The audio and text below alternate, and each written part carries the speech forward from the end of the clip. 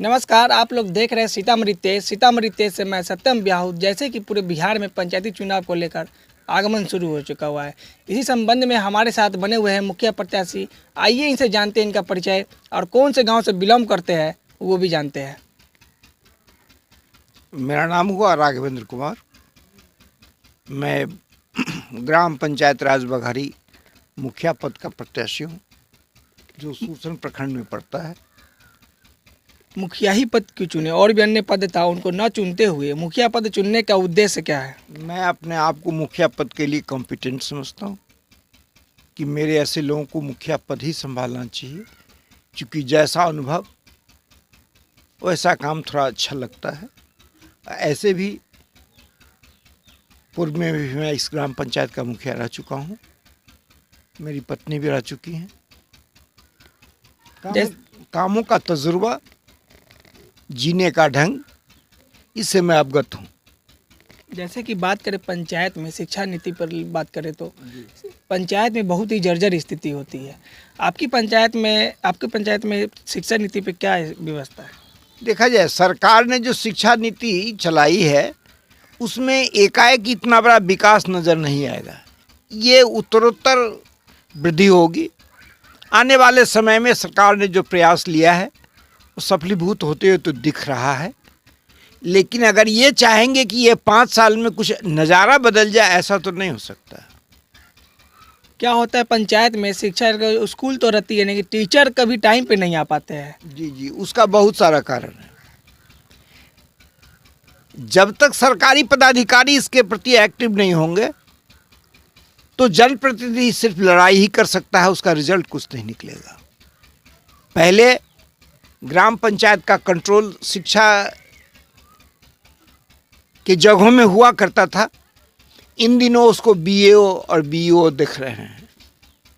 तो चूंकि डिपार्टमेंटल काम है, इसलिए वो उनकी गलती को नज़रअंदाज भी करते रहते हैं।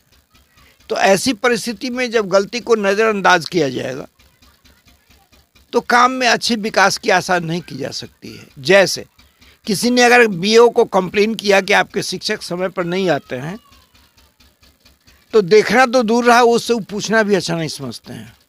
अब इसके पीछे क्या कारण है आप भी समझ सकते हैं। तो अगर पंचायत की जनता आपको चुनती, आपको मुखिया के पद के लायक बनाती है, तो आपको शिक्षा पे क्या नीति रहेगा? मेरा शिक्षा पर तो बेहतर नीति बनेगा, और ये समझते हुए कि यह देश, यह ग्राम पंचायत तब तक आगे एक कदम भी नहीं बढ़ेगा जब तक इसमें शिक्षा का प्रसार और प्रचार नहीं होगा। माँ बहनें को भी अपने दायित्व का निर्वाह करना होगा। जिन बच्चों से बकरियों को चराने का काम वो करते हैं, जिन बच्चों को खेत खलिहान में भेजती है, उन बच्चों को स्कूल भेजना होगा।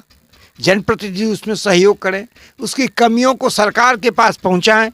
बीडीसी की मीटिंग होती है, ब्लॉक स्तर की होती है, जिला स्तर की मीटिंग होती है, या जिला पदाधिकारी से मिलकर उसकी खूबी और खामियों को वहाँ तक रखें, निश्चित सुधार होगा।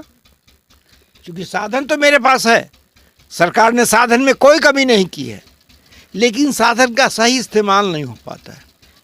पंचायत में एक समस्या और है, जो इंदिरा आवास योजना का बात करें तो इंदिरा आवास योजना में 20,000 30,000 उगाही करके लिया जाता है। क्या आपके भी पंचायत में ये स्थिति था? और हमारे पंचायत में भी था, लेकिन आप हमको कहें कि आप सबूत पेश कीजिए, तो आप स्वयं बताइए कि इसका सबूत कैसे पेश किया जाए, क्या तरीका होगा सबूत पेश करने का।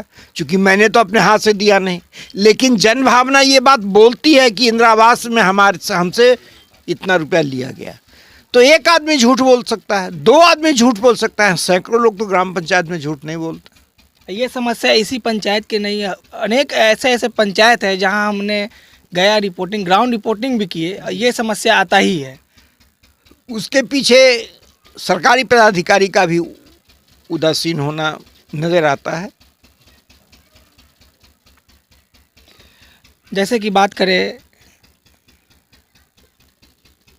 पीसीसी का, तो आपके क्षेत्र में कितना पीसीसी का निर्माण किया? पीसीसी तो बहुत हुआ है, इसमें कहीं अतिशयोक्ति नहीं है, लेकिन कोई कारगर पीसीसी नहीं हुआ। आप कैमरा को उठाइए, मेरे साथ चलिए। जो पीसीसी हुआ है 3 साल पहले, आज वो ध्वस्त हो चुका है। नल जल का बात करें तो क्या नल जल से संपूर्ण काम हो चुका हुआ है? अभी कुछ देर पूर्व एक और समाचार जगत से जुड़े हुए लोग आए थे।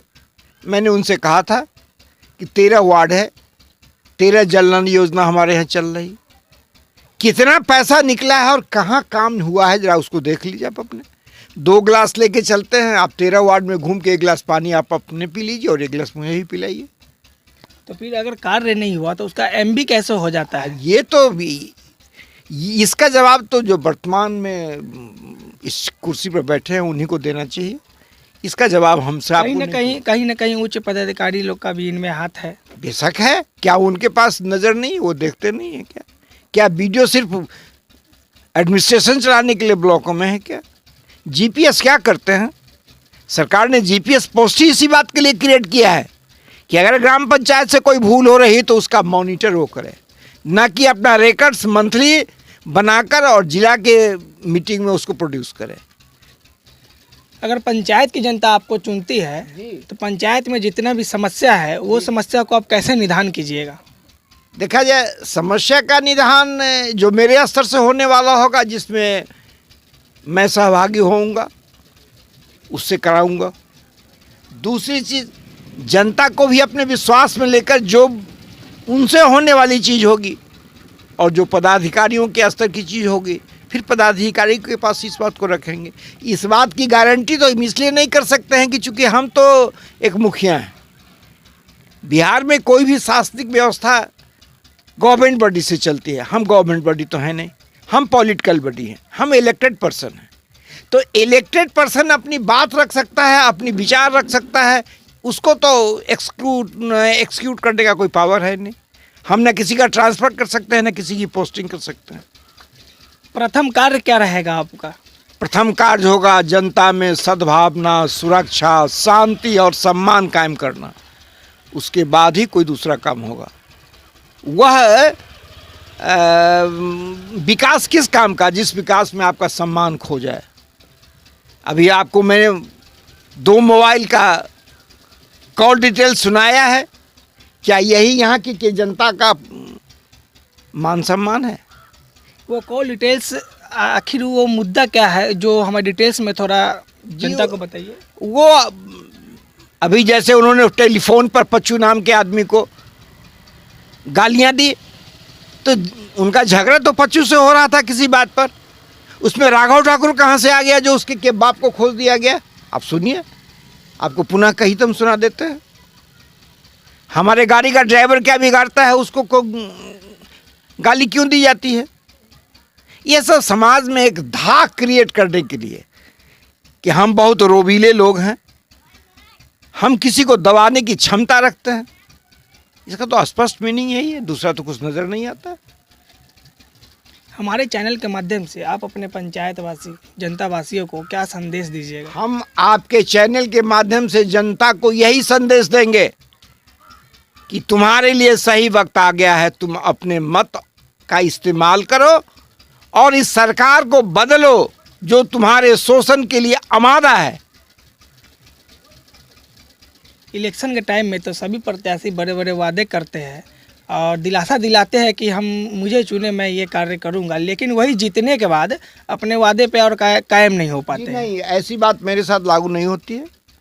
आप जनता से पूछिए। क्या वर्तमान ऐसे इससे पहले आम सभा लगाकर जनता का समस्या सुना जाता था? हाँ, सुना जाता था।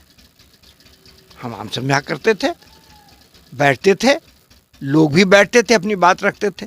लेकिन अक्सर यहाँ ग्राम सभा में तो लोग पहुँचते हैं तो कुछ इस आशा से कि हमारा नाम लिखा जाए उसमें, उनके पड़ोसी, उनके भाई, उनसे दुखी लोगों का नाम आवे ना आवे, मेरा नाम इसलिए आ जाए कि हम ग्राम सभा में आए हैं।